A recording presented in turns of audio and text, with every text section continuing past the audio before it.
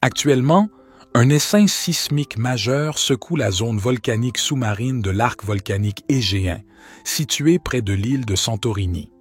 Cette activité sismique évoque des réminiscences des événements cataclysmiques du passé, notamment l'éruption minoenne qui a eu lieu il y a 3600 ans et qui a conduit à l'effondrement de la civilisation minoenne. Ce cataclysme, d'une puissance de niveau VEI 7, avait provoqué l'éjection de plus de 28 km3 de matériaux et généré des tsunamis dévastateurs. La récente série de séismes qui a débuté le 28 janvier et dont la magnitude a atteint 5.1 marque une réactivation magmatique profonde sous cette région. Cela pourrait annoncer un retour de l'activité volcanique à la surface. Les épicentres des séismes sont répartis sur une large zone sous-marine, principalement entre Santorini et le volcan sous-marin Columbo, indiquant une intrusion magmatique profonde qui provient probablement d'une chambre magmatique située à une profondeur importante sous la croûte terrestre. Cette remontée de magma alimente les réservoirs volcaniques de Santorini et Columbo, deux systèmes géothermiques actifs. Contrairement aux séismes d'origine tectonique, qui sont dus au décrochement des failles, ces événements sont volcanotectoniques, ce qui signifie qu'ils résultent de mouvements de magma sous la surface.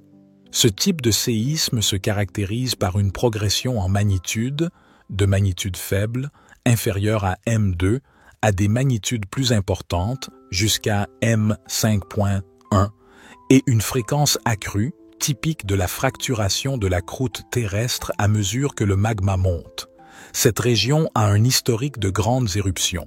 L'éruption minoenne, vers 1600 avant Jésus-Christ, a été l'une des plus destructrices de l'histoire géologique de la Méditerranée, avec des tsunamis qui ont dévasté les côtes environnantes et un impact profond sur la civilisation minoenne. Plus récemment, en 2024, des découvertes ont révélé un dépôt de tuf volcanique sous-marin de 80 mètres d'épaisseur datant de l'éruption d'Archaos, un événement d'une intensité VEI 8 qui a expulsé environ 100 km3 de matériaux. Ces indices suggèrent que la région est particulièrement sujette à des éruptions volcaniques massives et pourrait en connaître à nouveau dans un futur proche. Les relevés sismiques montrent une topographie sous-marine complexe, comprenant plusieurs calderas imbriquées. Caldeira d'Archaos, située à plus de 500 mètres de profondeur, est une structure ancestrale liée à l'éruption VEI 8 et représente une zone potentiellement sensible aux mouvements magmatiques. Caldeiras de Santorini et de Columbo sont des réservoirs volcaniques actifs qui sont reliés par des dikes magmatiques, des canaux de magma qui s'étendent profondément dans la croûte terrestre. Les séismes se déplacent lentement vers le nord-est, ce qui pourrait indiquer une remontée de magma vers des zones de moindre pression, potentiellement en direction de Santorini, ce qui augmenterait le risque d'une éruption future. Dans les traditions ésotériques, Santorini est considéré comme un vortex tellurique, un point de convergence entre les énergies terrestres et cosmiques. Cet essaim sismique pourrait être un signe de purification karmique.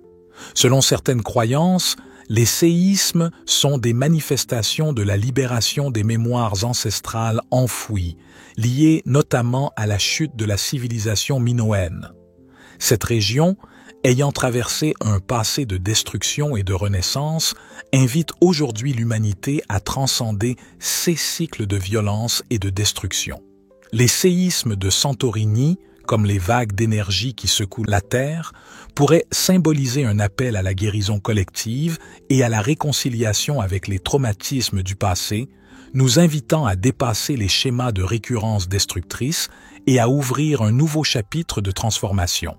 En parallèle de cette activité géophysique, l'alignement planétaire actuel avec Pluton en Verseau, 2023-2044, catalyse des changements radicaux dans les structures sociales, géophysiques et spirituelles.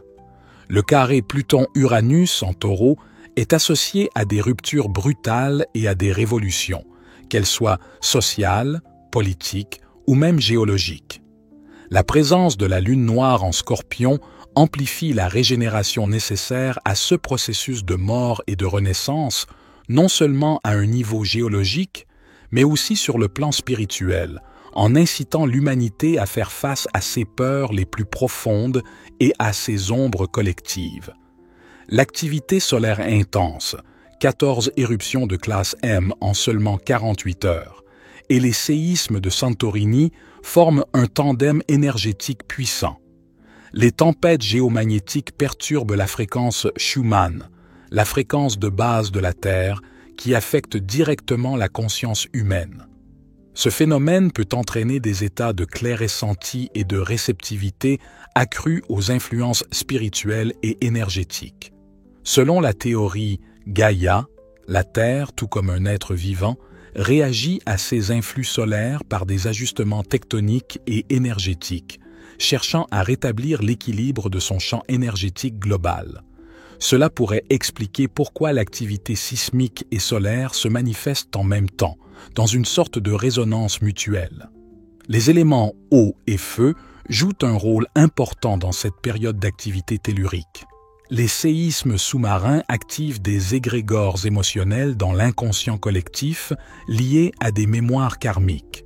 Pour purifier ces énergies, vous pouvez pratiquer des bains méditatifs dans la mer ou même dans des bacs d'eau salée.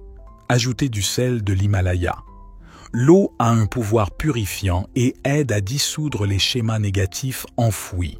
Le feu volcanique, quant à lui, représente l'alchimie intérieure et la transformation spirituelle.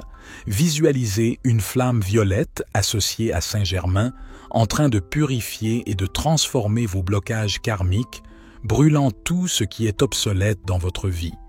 Certaines pierres et géométries sacrées peuvent aider à stabiliser les énergies durant cette période d'agitation.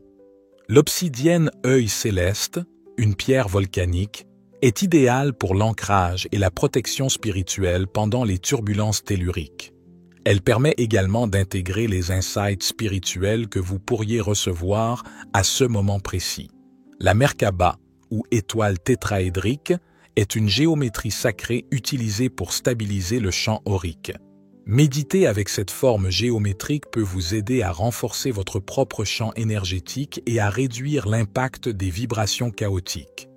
À 22h UTC, allumez une bougie de couleur bleue, symbole de paix, et récitez un mantra puissant. Par la grâce du cœur solaire et de la sagesse tellurique, que l'humanité s'élève dans l'unité. Visualisez un réseau lumineux unifiant Santorini et les grands vortex planétaires comme Sedona, Mont Shasta et Uluru, créant une connexion spirituelle qui élève la conscience collective vers une nouvelle ère d'harmonie. Cet essaim sismique n'est pas simplement un événement géologique isolé, mais un signal cosmique puissant.